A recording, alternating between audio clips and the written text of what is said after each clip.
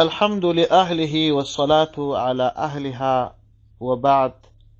محترم او معزز ورونو، د تیر درس په تعقیب نننی درس بیا هم د اسلام په واجباتو کې دی چې 3 واجبات مو په تیر درس کې تر بحث لاندې ونیول، او د اسلام 4 واجب ویتر دی چې د ماخستن تر منځه وروسته 3 رکعاته ادا کیږي، ځکه رسول الله صلی الله علیه وسلم فرمایي: الوتر حق فمن لم يوتر فهو ليس مني قاله 3.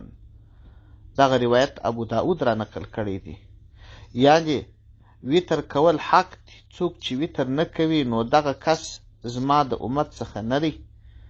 رسول الله صلی الله علیه وسلم همدا کلمه 3 ځلې تکرار کړل.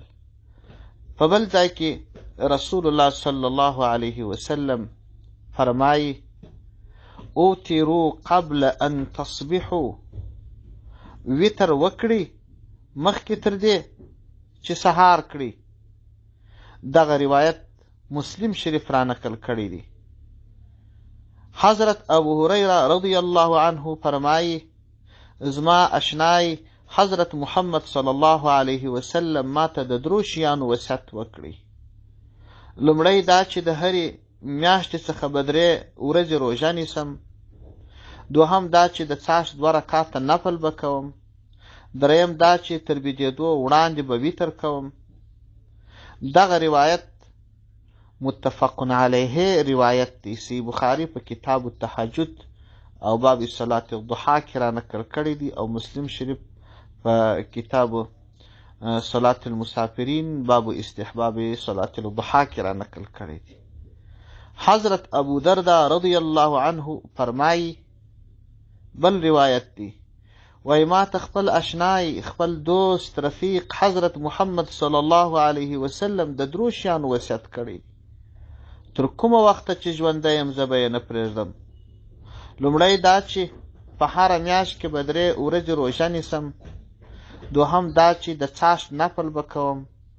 دریم دا چې تر بېدېدو وړاندې به ویتر کوم. په همهغه حواله باندې مسلم شریف را نقل کړی دی. او 5م واجب د اسلام دا د مور او پلار خدمت دی، ځکه د انسان تر ټولو نازکه مرحله چې ماشومتوب دی، د حفاظت یوازنی سبب یې مور او پلار دی، او د دې مینه ده چې غیر د خدای جل جلاله څخه په بل چا کې نسته. د دوی د پوره رښتینې ساتنه داسې احسان دی چې هیڅ انسان ته د احسان بدله ورکول ممکن نه دي.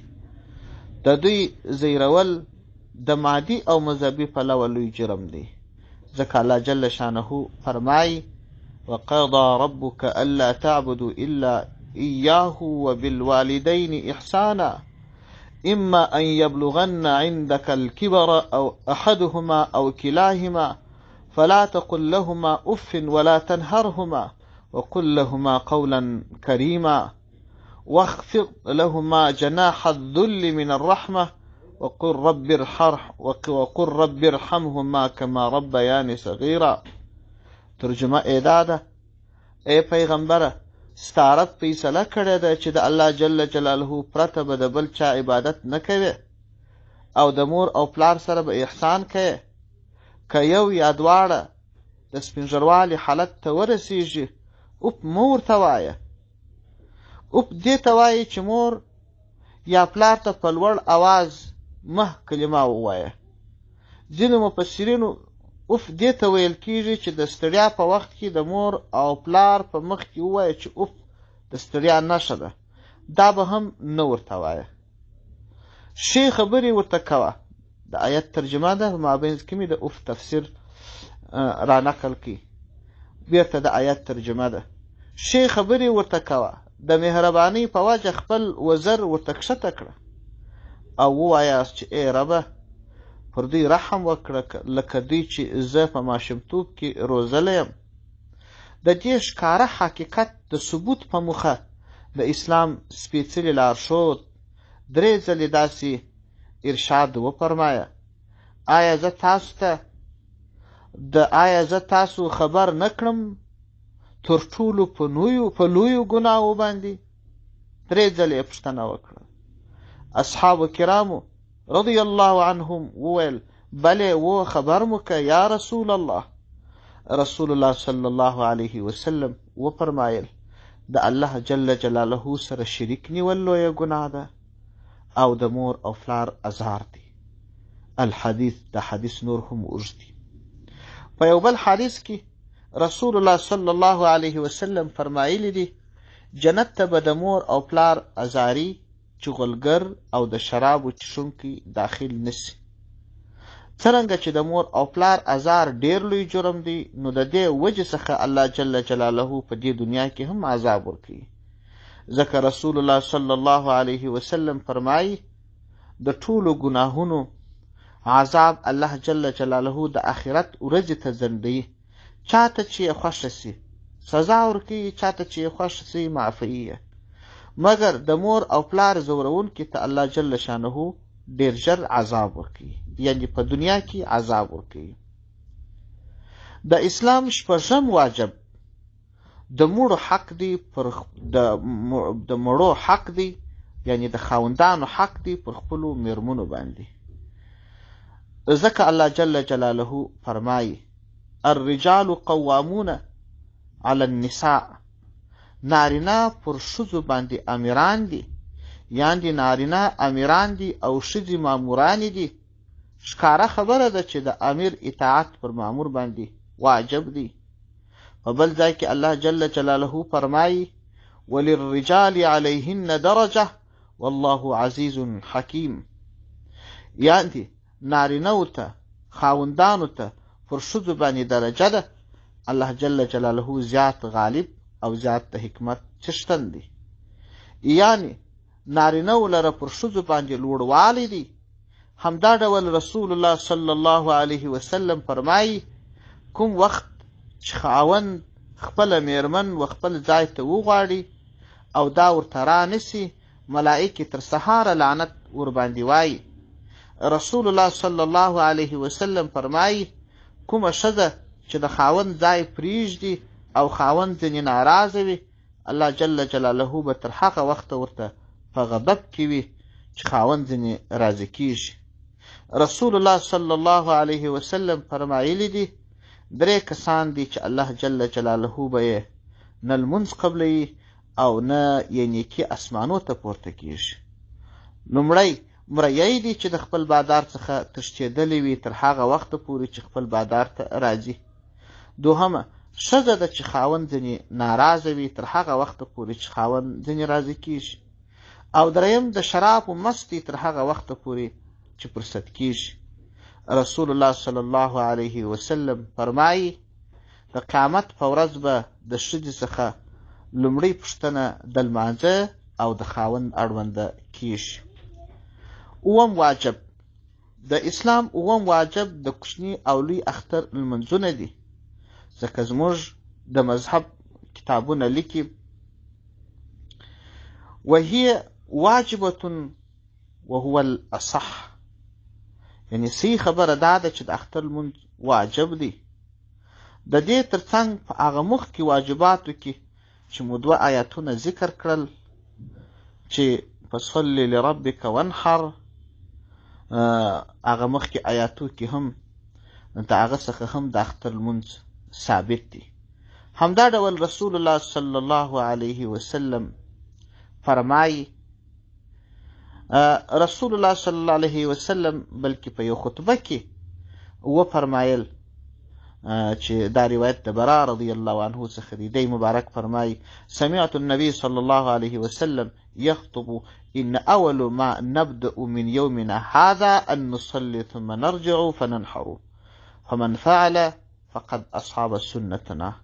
حضرت برا رضی الله عنه فرمایي چې رسول الله صلی الله علیه وسلم داسې وفرمایل: په دې ورځ کې زموږ لومړی کار د اختر لمونځ دی. کله چې بیرته راوګرځېدو بیا به اخترۍ کوو. که چا دا کار وکړي نو زموږ سنت یې برپایه کړي. دا خبره هم د یادولو وړ ده چې د اختر لمونځ د هجرت په لومړني کال واجب سو او رسول الله صلی الله علیه وسلم یې د کولو امر وکړي. اتم واجب. د اسلام اتم واجب د تشریک تکبیرونه دي. فتاوای هندیه لیکي وحكم التكبيرات التشريك واجب. هندیه جل اول صفحه 353. د لوی اختر په ورځو کې تکبیرونه ویل واجب دي. نوموړي تکبیرونه پر مفتابهي مذهب باندې مفتابهي قول باندې د 23 لمونځو وروسته ویل کیږي. پر هر نارینه او ښځې چې بالغ وي واجب دي. د ویلو پیل به د عرفات د ورځې د سهار د لمانځه څخه وروسته کوي. بیا به د لوی اختر د 4مې ورځې تر مازدیګره پورې وایي چې ټول 23 لمونځونه کیږي. د تشریک تکبیرونه دا دي: الله اکبر، لا اله الا الله، والله اکبر ولله الحمد. تکبیرونه تر هر لمانځه وروسته یو ځل ویل واجب دي او 3 ځله ویل مستحب دي. البته نارینه به یې په لوړ آواز وایي او ښځې به یې په ټیټ آواز وایي. نهم واجب. د اسلام نهم واجب د تلاوت سجده ده. نوموړې سجده هغه وخت واجب ده چې د قرآن کریم د خاصو 14 آیاتونو څخه یو وویل سي چې په نتیجه کې پر ویونکي او اوریدونکو دواړو باندې سجده واجبېږي. دغه 14 آیاتونه ټوله په حدیثونو کې راغلي دي. د مثال په ډول باندې یو روایت را نقلوو. عن عبد الله بن عباس رضي الله عنه أن النبي صلى الله عليه وسلم قرأ سورة النجم فسجد بها فما بقى أحد من القوم إلا سجد. الحديث. رسول الله صلی الله علیه وسلم سورة النجم وایه بیا یې سجده وکړل. د قوم ټولو خلکو سجده وکړه، هیڅوک نه دی پاته سوی. هغه آیاتونه چې په ویلو سره یې سجده د تلاوت لازمیږي په دغه سورتونو کې سته: په سورة اعراف کې، دوم په سورة رعد کې، او دریم په سورة النحل کې، څلورم په سورة بني اسرائیل کې. آیاتونه به یې هم ووایم. په سورة اعراف کې دا آیت دی: ان الذين عند ربك لا يستكبرون عن عبادته ويسبحونه وله يسجدون. په سورة رعد کې دا آیات دی: ولله يسجد من في السماوات والأرض طوعا وكرها وظلالهم بالغدو والآصال. په سورة النحل کې دا آیت دی: يخافون ربهم من فوقهم ويفعلون ما يؤمرون. په سورة بني اسرائیل کې دا آیت دی: ويقولون سبحان ربنا إن كان وعد ربنا لمفعولا. او په سورة مريم کې دا آیت دی: أولئك الذين أنعم الله عليهم من النبيين من ذرية آدم وممن حملنا مع نوح ومن ذرية إبراهيم وإسرائيل وممن هدينا واجتبينا إذا تتلى عليهم آيات الرحمن خروا سجدا وبكيا. فسورة حج كدا آياتي: ألم تر أن الله يسجد له من في السماوات ومن في الأرض والشمس والقمر والنجوم والجبال والشجر والدواب وكثير من الناس وكثير حق عليه العذاب ومن يهن الله فما له من مكرم إن الله يفعل ما يشاء. فسورة فرقان کی دا آیت دی: وإذا قيل لهم اسجدوا للرحمن قالوا وما الرحمن أنسجد لما تأمرنا وزادهم نفورا.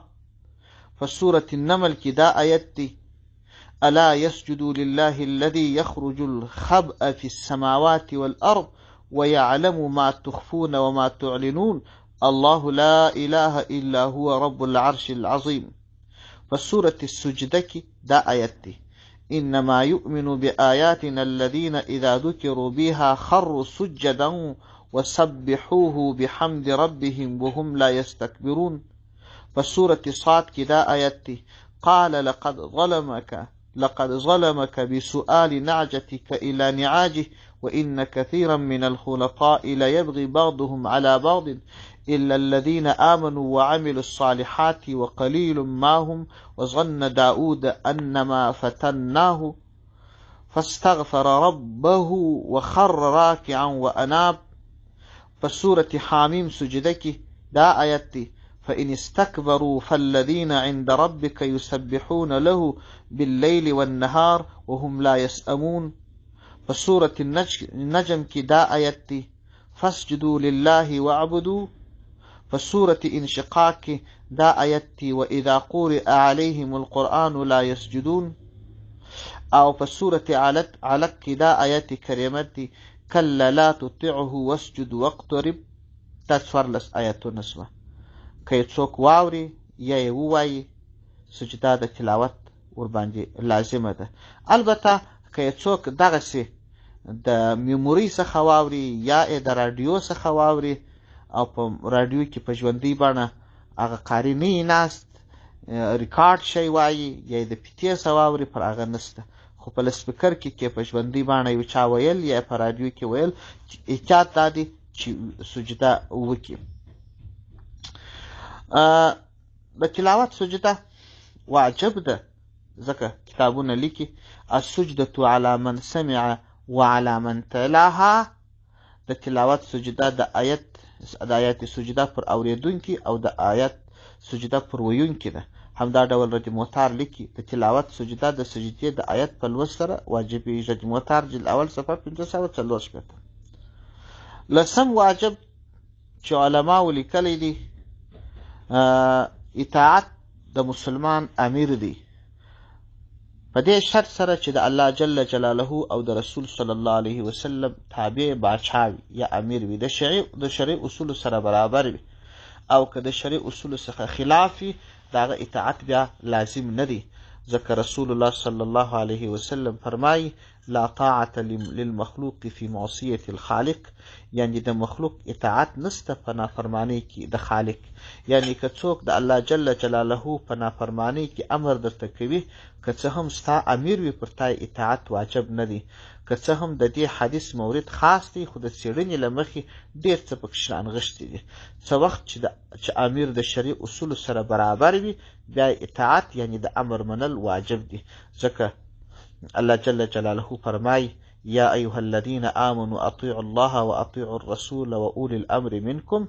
ای هغه کسانو چې ایمان مو راوړی دي د الله جل جلاله اطاعت حکم منل وکړي، د رسول صلی الله علیه وسلم اطاعت وکړي او د امر د څښتنانو اطاعت وکړي چې ستاسو څخه وي. د امیر د اطاعت په اړه رسول الله صلی الله علیه وسلم فرمایي، دغه روایت بخاري په جلد اول رقم 1050 کې را نقل کړی دی. رسول الله صلی الله علیه وسلم فرمایي چا که زما اطاعت وکړي نو د الله جل جلاله اطاعت یې وکړي، او که چا زما نافرماني وکړل د الله جل جلاله نافرماني یې وکړل. څوک چې زما د امیر اطاعت وکړي زما اطاعت یې وکړي، او که چا زما د امیر څخه سر وغړاوه زما څخه یې سر وغړاوه. یعنی څوک چې د پیغمبر علیه السلام پر طریقه باندې امیر وي هغه د الله د پیغمبر امیر دی. السلام علیکم ورحمة الله وبرکاته.